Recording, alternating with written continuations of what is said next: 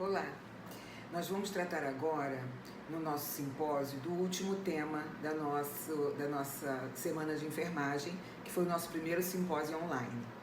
Então nós vamos falar hoje dos fluxos e protocolos assistenciais da maternidade escola no combate ao Covid-19. Para nós é de grande importância podermos expor tudo o que estamos desenvolvendo em termos de tecnologias de cuidado, em termos de gestão clínica, para realmente combater essa pandemia que assola o nosso país. Então, nossa contribuição enquanto instituição de ensino superior da UFRJ, uma unidade assistencial que contribui para a prática profissional na formação de profissionais de saúde. E a maternidade escola, então, traz como sua principal missão, primeiro, compreender o que seriam fluxos, né?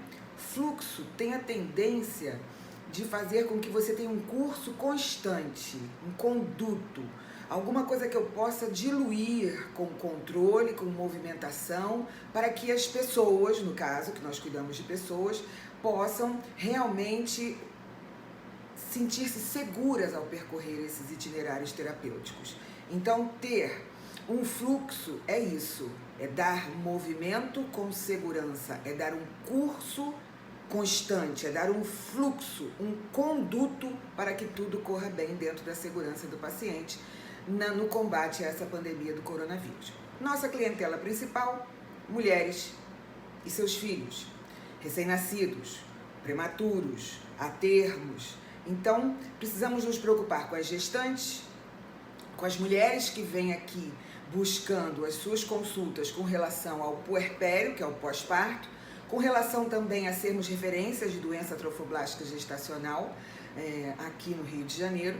E precisamos também sempre pensar na orientação do Sistema Único de Saúde, da nossa Secretaria Municipal de Saúde, que as crianças que nascerem ainda dentro dos seus 28 dias, primeiros 28 dias de vida, têm que retornar à maternidade de nascimento. Então, para dar uma ordem, um fluxo, um itinerário e começar uma linha de cuidado, foi que a maternidade escola começou a sua preocupação nessa construção, uma vez que nossa missão é criar modelos assistenciais, modelos de cuidado. E protocolos assistenciais? Esses protocolos, eles devem ser construídos de maneira coletiva, né? O que eles são? Eles são uma estrutura com normas, rotinas, procedimentos relativos a um problema, a uma condição de saúde determinada. Nesse caso, nós pensamos na pandemia Covid, com relação à gestante, à puérpera e o seu recém-nascido. Então, esse protocolo, que deve ter essa construção coletiva, com bases sólidas, éticas, legais e com evidências científicas, tem que trazer na sua descrição não um engessamento da estrutura, mas sim uma demonstração desse fluxo que eu falei anteriormente, de como seguir esse itinerário terapêutico e do que compõe cada movimento dentro dessa linha de cuidado. Então, ele não vem dar regra, ele vem dar uma estrutura, ele traz normas, ele aponta o melhor caminho, o caminho de maior evidência científica, o caminho construído pelos trabalhadores de saúde daquela instituição, aprovado e validado. Uma pessoa escreve, juízes internos da mesma, né, que se a gente fala dessa metodologia, juízes aqui de dentro, né, que são validadores, vão observar, outros vão ler e construir e acompanhar, e depois passa por uma terceira revisão. E, como isso é muito vivo, vocês vão observar que a cada semana esse protocolo é revisto. Está sempre chegando literatura, estudos, evidências científicas, então a gente precisa construir e o quê?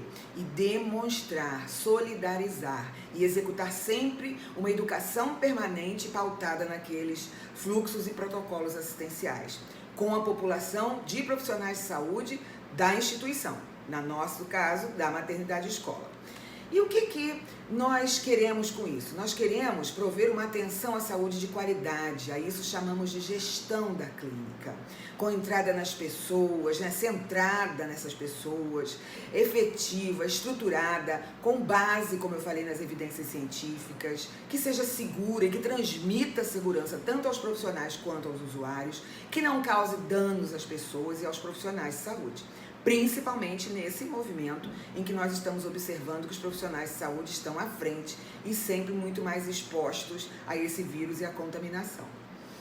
E a fim de que nós possamos, né, frente a essa pandemia, ter essa estrutura, ter esse caminho, ter esse fluxo apontado, nós, colegiado, não só de gestão, mas de trabalhadores, elaboramos esse fluxo de atendimento às gestantes, às puérperas e aos recém-nascidos e aos profissionais que trabalham na maternidade escola e que vão procurar também atendimento, né, dentro da própria instituição ou encaminhamos para fazer o teste. Vocês vão ver que nós temos uma política que se preocupa com esse trabalhador de saúde e temos também a questão de como orientar pessoas que não são da nossa área programática, que a nossa área programática é a 2.1, orientar a que caminho seguir, porque também não podemos deixar sem orientação.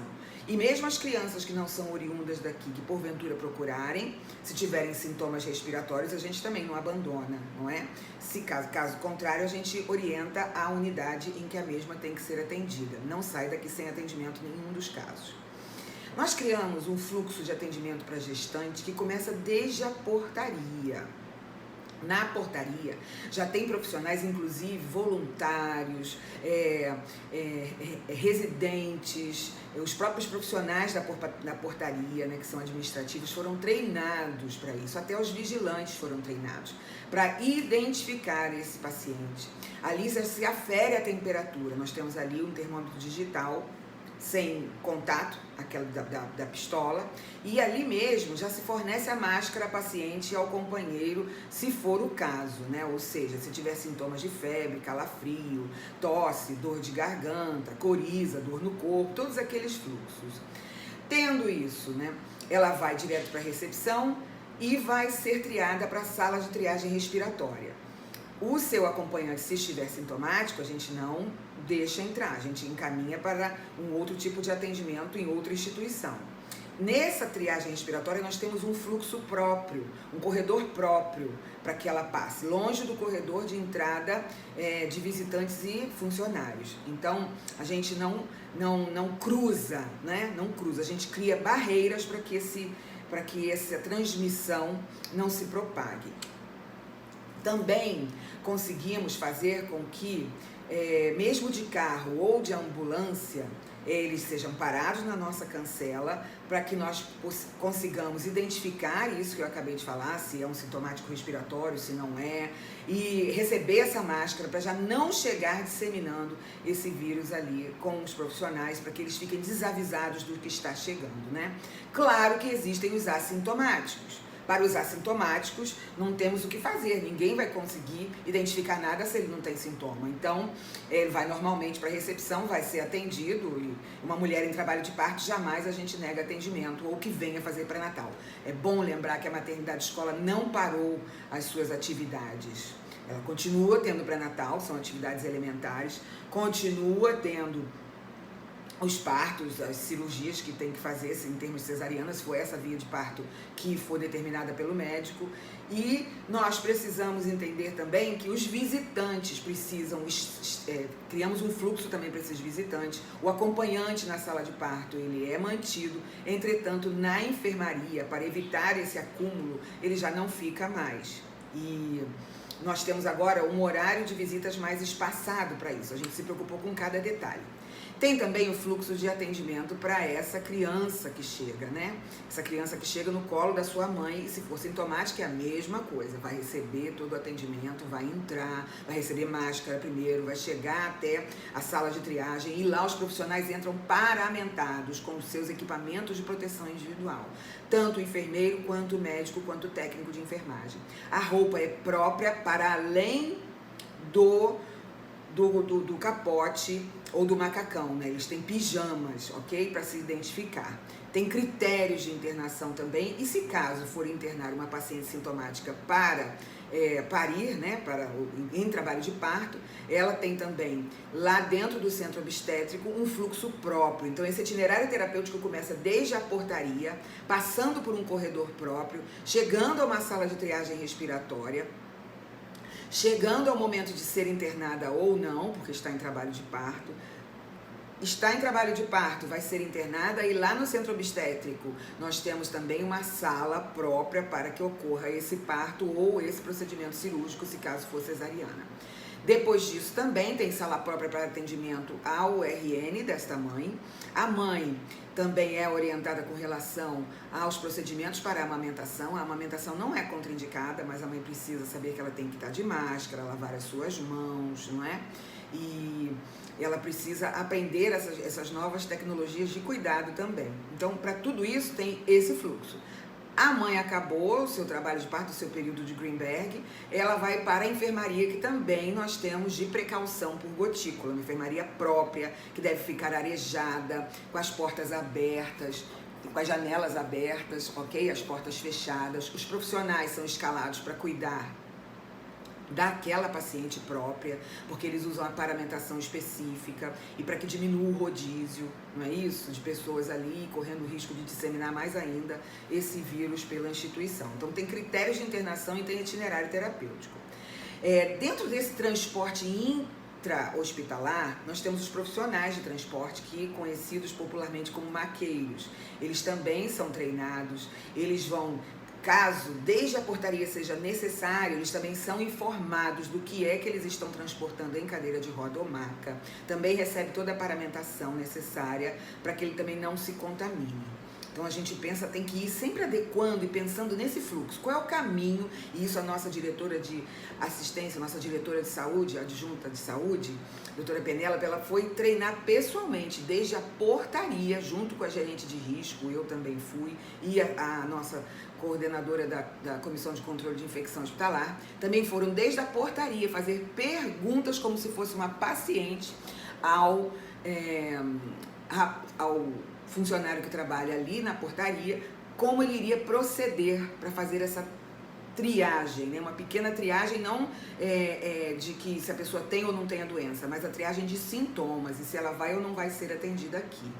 Então, imediatamente já se avisa a recepção do que está chegando também, para que a recepção acione esses profissionais, para que eles se paramentem e fiquem nas salas necessárias para triagem respiratória. Caso seja necessária a transferência para outra unidade, também se pensa em todos os profissionais e na desinfecção dessa ambulância a posteriori. Então, nós temos aí todos eles com capote, gorro, máscara N95, face shield, propé, luvas. Transportam esse paciente, levam para onde tem de direito e trazem ambulância, descartam esses EPIs que são descartáveis, o face shield não, e começa-se todo o processo de desinfecção da ambulância também. Então há uma paramentação de forma adequada para que ninguém cruze esse fluxo inadvertidamente e assim se contamine ou leve a contaminação para outras pessoas.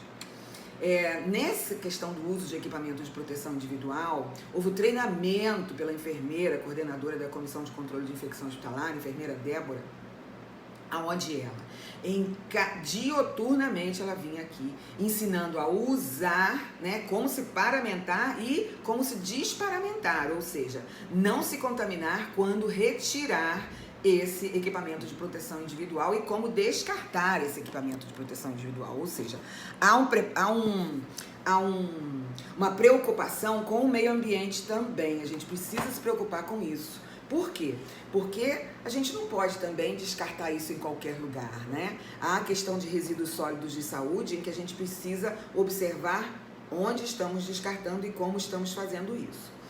A outra preocupação é uma recomendação para os profissionais com o passo a passo. Nós chegamos a fazer uma filmagem mostrando o passo a passo de como fazer a retirada, né? Isso aconteceu muito na UTI neonatal, para a retirada desse capote, para como se coloca, né? Onde se descarta, passo a passo para que todo plantão tivesse essa questão da educação permanente, ou seja, refletir a sua prática cotidianamente.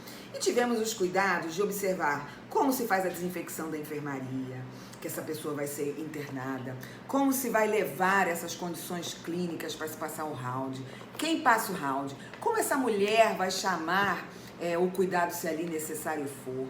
Tem atendimento psicológico também, nós pensamos nesse sentido, as psicólogas ainda mantêm o atendimento por teleatendimento, então elas conseguem acompanhar, né, sair dessa situação de medo que é muito ruim. E tem a questão dos acompanhantes, que nós também observamos e falamos para vocês como que a gente faz essa triagem e o que a gente teve que restringir. Bom, com relação ao transporte de exames, né? Se vai fazer a coleta do suave, se vai coletar sangue, qualquer amostra dessa população, ela também tem que ter uma forma de transporte desse material, como ele vai para outra instituição, né, para ser testado, e a manipulação toda, também essas pessoas que fazem esse transporte, também é pensado em como isso vai melhorar. O Serviço de Nutrição também criou um protocolo com relação a como vai fazer para poder fazer a distribuição da dieta para essas mulheres, ou seja, elas não vão, as copeiras não adentram a enfermaria, elas procuram o acesso e auxílio, né, da mesinha de refeições, onde a enfermagem que já está paramentada vai e auxilia a levar a alimentação que está na porta para a mulher dentro da enfermaria. Também pensamos nas atividades em grupo. Como somos um hospital-escola, a gente tem muita atividade em grupo, né? E infelizmente, nesses momentos, esses grupos que se realizam para a educação em saúde não puderam continuar, mas eles têm também um protocolo próprio, uma linha de cuidado para se fazer, e caso necessário for a educação em saúde, ela é feita em consulta, tá? Em consulta com o profissional. A outra coisa com relação que nós também orientamos ao isolamento domiciliar, também se criou um protocolo pensando nisso, né? Como essa pessoa que vai ser liberada daqui ficará em casa e como ela deve se portar junto à sua família. A gente não pode, isso se chama autorresponsável, a gente não pode simplesmente liberar o indivíduo no meio ambiente sem falar para ele, olha, você precisa realmente tomar cuidado com isso e aquilo, então como você vai se comportar. Também foram criados folders para que essa pessoa, com bastante desenho também, bem ilustrado, né? Para que essa pessoa pudesse levar essa informação para sua família. E se houver uma piora dos sintomas respiratórios, aonde ela vai procurar um atendimento mais eficaz, ok?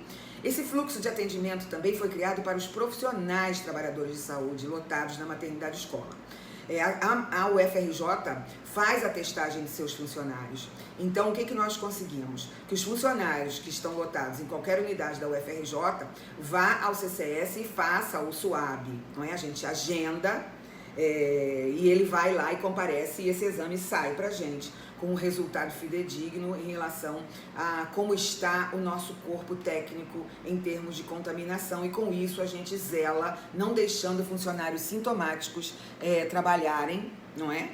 Cuidando deles e mantendo-os em casa sob vigilância também. Para isso também tivemos que criar instrumentos, por exemplo, essa sala de triagem respiratória existe uma ficha própria, que com isso, como é um hospital-escola também de pesquisa, ensino e extensão, nós precisamos ter uma base de dados. Então, essa ficha gera um atendimento que vai ser promovido aí a questão da gente poder depois ter indicadores sobre isso. Isso é muito importante também a gente entender. Bom, essa ficha tem a parte da triagem respiratória e a parte do atendimento médico. Como eu falei para vocês, essas orientações também são todas gravadas e entregues. Gravadas que eu digo fizemos o folder, né, temos banners, tudo isso, e entregue à população, tanto de usuários quanto de profissionais de saúde. Nós temos à disposição o folder na recepção, na portaria, e temos também a questão da política de saúde do trabalhador, que a gente segue as orientações da UFRJ, não é? Em relação aos vulneráveis, aos de 60 anos ou mais, trabalhadores de saúde, e também em relação às mulheres profissionais de saúde que estão grávidas. Então, eles não ficam no contato direto ao Covid, de forma alguma. E as grávidas ainda são colocadas em trabalho administrativo. Temos também, pela UFRJ, como se faz, se tiver necessidade de, fazer o trabalho remoto. Entretanto, os profissionais de saúde foram colocados como profissionais de alta necessidade nesse momento que estamos passando, e por isso a gente consegue um outro tipo de função para eles que não seja o trabalho remoto, não é? Temos dentro dos protocolos os POPs. O que são POPs? Procedimentos operacionais padrão. Que precisamos o quê? Entender que para cada coisa que fazemos em termos de procedimento, tem que ter ali um descritor do material necessário, do passo a passo como acontece. Então, fazer essa gestão clínica não é só criar fluxos e protocolos. Para cada protocolo, no mínimo, vem 10 POPs de cada coisa. O que nos assustou foi pensar, e tivemos que criar, né, num local que é de vida, a gente criar protocolos de preparo pós-mortem. Tanto para o bebê, se vier a falecer, quanto para a mulher, se também acontecer dela falecer. Então, a gente teve que pensar nisso, para além de só os protocolos de paramentação cirúrgica, paramentação com os EPIs, que é quase uma paramentação cirúrgica, só não é estéreo, certo? Mas é para ele se proteger. E a gente teve que pensar nesses outros tipos de POPs. Essa preparação, tanto do adulto quanto da criança, ela não pode se dar de qualquer forma. Inclusive, a mortalha, ela não pode ser aberta, né? São 2 mortalhas e ela tem que ser transparente. Para quê? Para a identificação do corpo. Então, até nesses pequenos detalhes, a gente tem que pensar em quem vem identificar, quem vem pegar o corpo, ok? Vocês estão observando aí na mídia que as últimas homenagens, né? O enterro ele é diferenciado, então tudo isso a gente pensa também para orientação com relação a isso. Tudo isso vocês podem encontrar de acesso, a gente gosta de criar e socializar. Então a nossa página na internet, www.me.ufrj.br,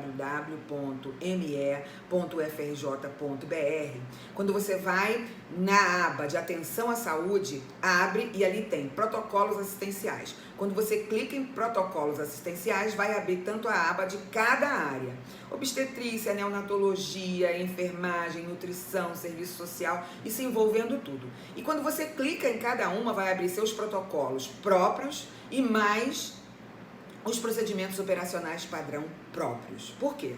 Porque a gente está aqui para ensinar, nós somos multiplicadores, somos uma unidade formadora. E nesse sentido, o que a gente quer é que sejam cada vez mais divulgados, que vocês acessem cada vez mais e nos dê o feedback para saber se realmente, com aqueles protocolos que a Maternidade Escola elaborou e divulgou, se vocês nas instituições de vocês estão podendo aproveitar.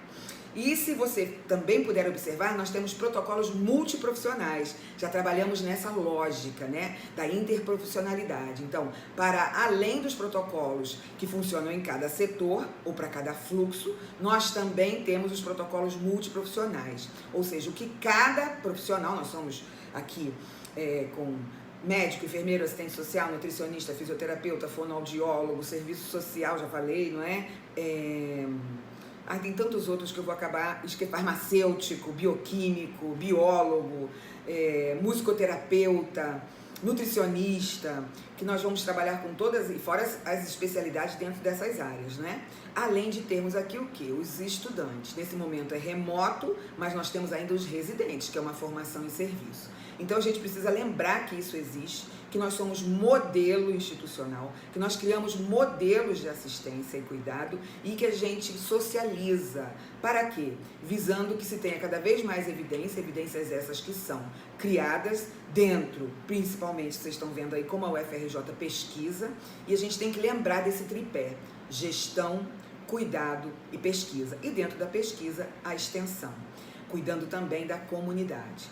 Espero que esse vídeo, que eu vi que eu gravei alguma hora, eu me cortei, mas a fala é que é importante, ajude a estruturar vários outros serviços. Lembrando que essa proteção é o que vai nos blindar e proteger. A educação em saúde, a promoção da saúde, ela funciona quando ela é multiplicada. E ela tem que ser plural, ela tem que atingir o inatingível, ela tem que chegar, essa informação tem que chegar aonde vocês desejam, porque essa é a boa informação com evidência. É em cima disso que a gente tem que trabalhar, e não com fake news. Trabalhar com evidências científicas, como que se produz dentro de uma universidade, para que as pessoas possam usar e realmente fazer valer a pena cada trabalho que se faz com segurança, com seriedade. E para isso existem os fluxos, para isso existem os protocolos, para isso existem os profissionais que trabalham colaborativamente para criar essas evidências e construir esses protocolos. Então eu só tenho a agradecer. Esse é o último vídeo que vamos colocar na nossa página do YouTube. Dizer que essa semana de enfermagem foi extremamente diferenciada e profícua, que eu fiquei, mais uma vez filmando errado, né? Fazendo muita força, porque a gente está aprendendo a mexer com isso tudo. Eu e minha equipe de enfermagem, a equipe realmente que trabalha nesse sentido, melhorando cada vez mais. E nós aprendemos mais uma tecnologia, que é a tecnologia de informação. Então, nessa época pós-Covid, a gente já tem que pensar que mundo é esse que vem moderno pra gente, aonde nós não estamos separados, estamos unidos cognitivamente, através das tecnologias de informação.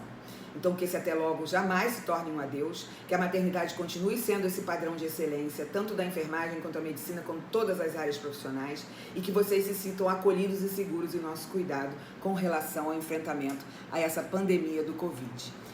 Muito obrigado pela participação, deem os likes, façam um comentário, porque, como eu falei, a certificação será dada assim. E participe e observe no Instagram da Residência Multiprofissional da Maternidade Escola o resultado do nosso concurso do melhor TikTok. Muito obrigada e até breve.